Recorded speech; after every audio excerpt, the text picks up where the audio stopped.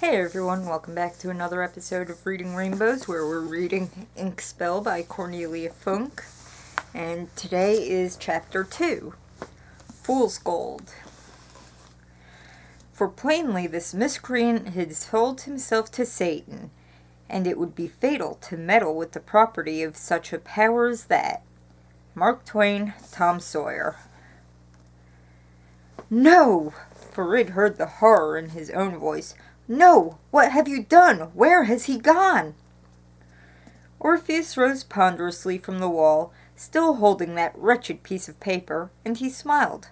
Home! Where else? But what about me? Go on reading! Go on!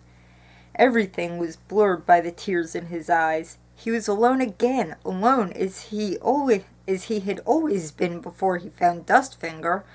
Farid began trembling so hard that he didn't even notice Orpheus taking the book from his hands.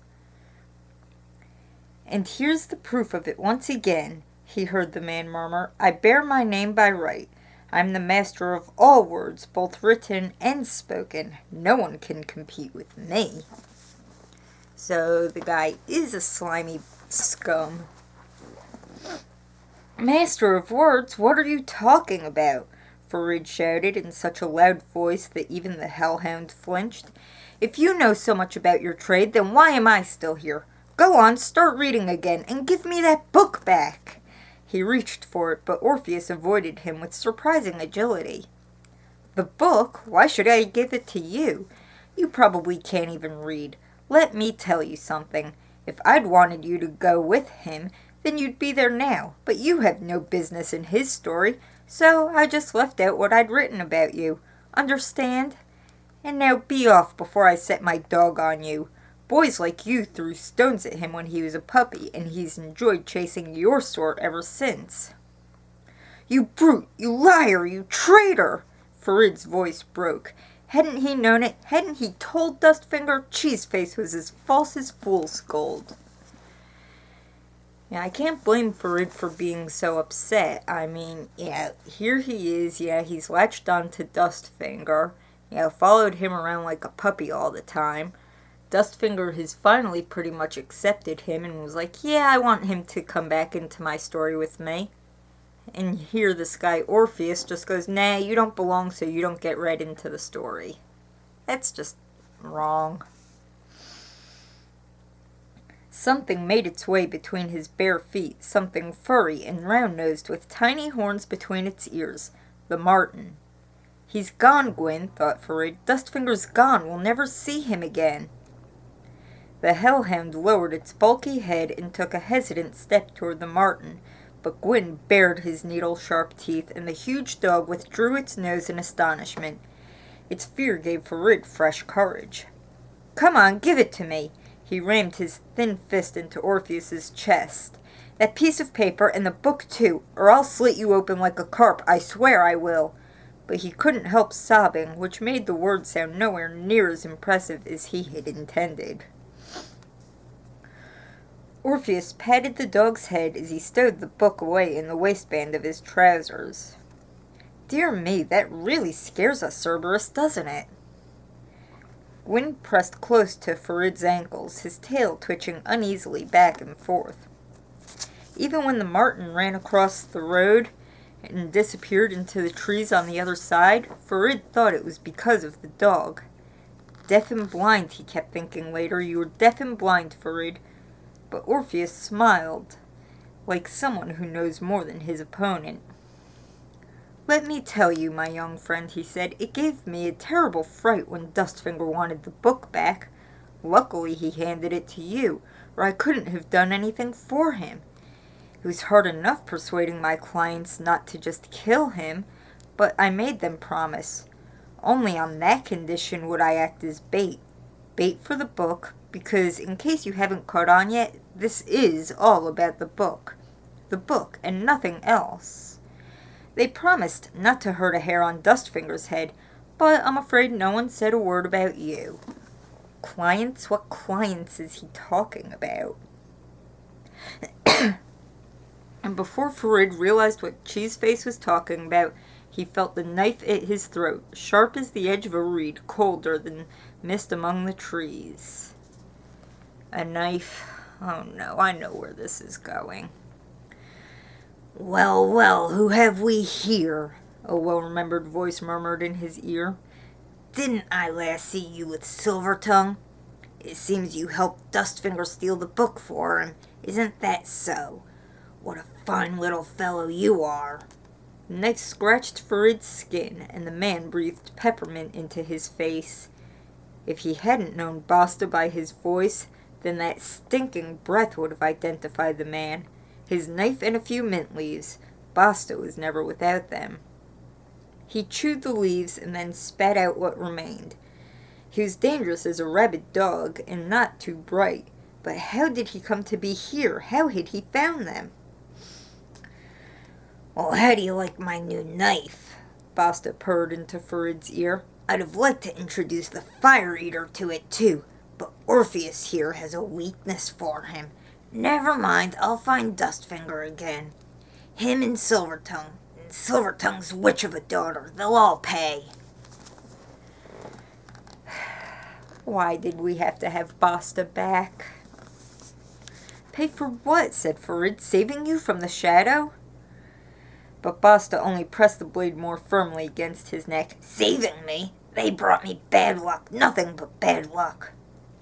For heaven's sake, put that knife away, Orpheus interrupted, sounding sickened. He's only a boy. Let him go. I have the book as we agreed, so... Let him go? Basta laughed aloud, but the laughter died in his throat. A snarling sound came from the woods behind them, and the hellhound laid back its ears. Basta spun around.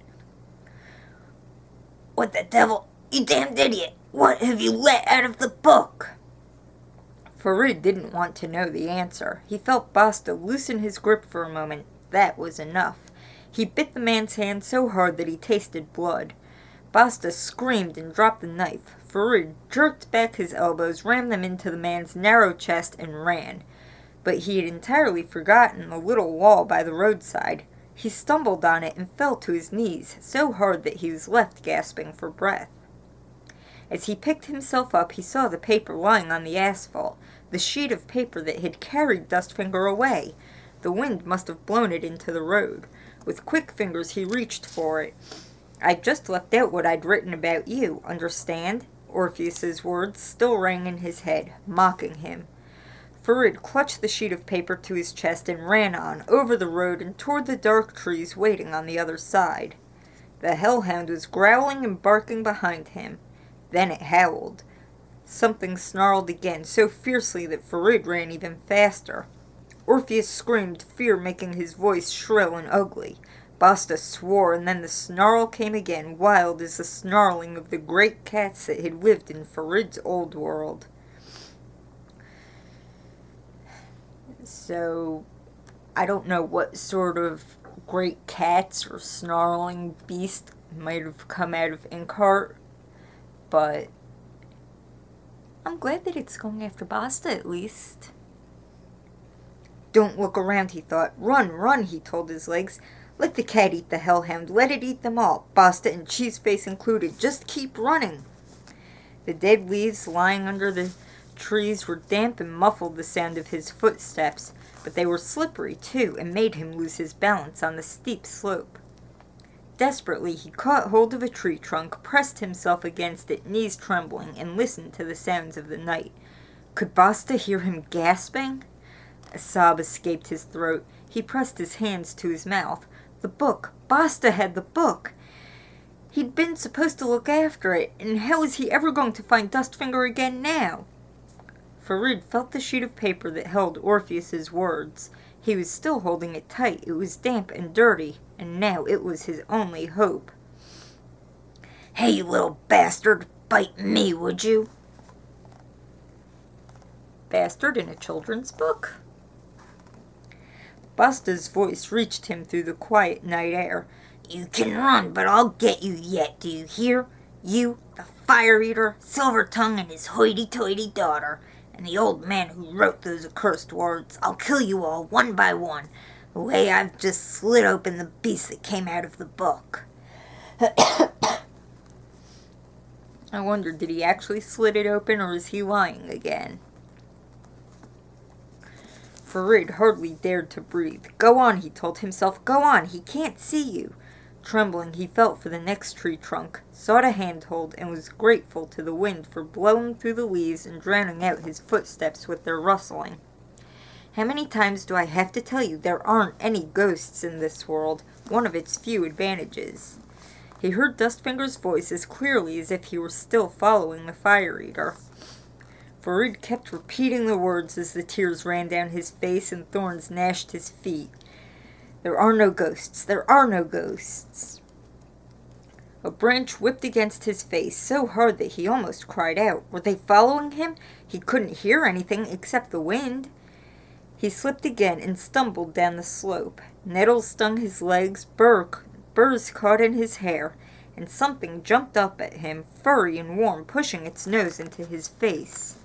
Gwyn? Farid felt the little head. Yes, there were the tiny horns. He pressed his face into the marten's soft fur. Basta's back, Gwyn, he whispered, and he has the book. Suppose Orpheus reads him into it again. He's sure to go back into the book sometime, don't you think? How are we going to warn Dustfinger about him now? Farid twice found himself back at the road that wound down the mountain, but he dared not walk along it, and instead made his way on through the prickly undergrowth. Soon every breath he drew hurt, but he did not stop. Only when the first rays of the sun made their way through the trees, and Basta still hadn't appeared behind him, did he know that he had gotten away. Now what, he thought, as he lay in the damp grass, gasping for breath. Now what? And suddenly he remembered another voice, the voice that had brought him into this world. Silvertongue, of course. Only Silvertongue could help Farid now. He or his daughter Maggie. They were living with the bookworm woman these days. Farid had once been there with Dustfinger. It was a long way to go, particularly with the cuts on his feet. But he had to get there before Basta did. So that's the end of that chapter. So we know that Orpheus purposely left Farid out of Inkart. We know that Basta's back, and he's out for blood even more than usual. And it sounds like Farid is now planning on going to see Mo and Maggie and all of them. How are they going to react to him coming there? How are they going to react to him begging them to send him into the book? I don't know. We'll have to keep reading to find out, I suppose. Tell me what you think down in the comments, and I hope you're having a great day. Bye!